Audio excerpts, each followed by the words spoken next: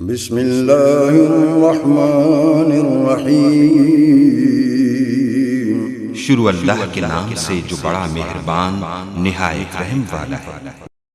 وقال الذين لا يعلمون لولا يكلمنا الله أو تأتينا آية كذلك قال الذين من قبلهم مثل قولهم تشابهت قلوبهم قد بينا الآيات لقوم يوقنون۔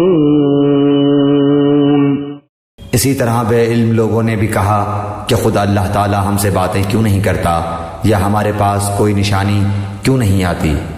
اسی طرح ایسی ہی بات ان کے اگلوں نے بھی کہی تھی، ان کے اور ان کے دل یکساں ہو گئے۔ ہم نے تو یقین والوں کے لیے نشانیاں بیان کر دیں۔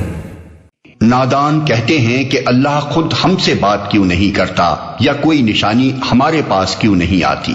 ان کا مطلب یہ تھا کہ خدا یا تو خود ہمارے سامنے آ کر کہے کہ یہ میری کتاب ہے اور یہ میرے احکام ہیں، تم لوگ ان کی پیروی کرو، یا پھر ہمیں کوئی ایسی نشانی دکھائی جائے جس سے ہمیں یقین آ جائے کہ محمد صلی اللہ علیہ وسلم جو کچھ کہہ رہے ہیں وہ خدا کی طرف سے ہے۔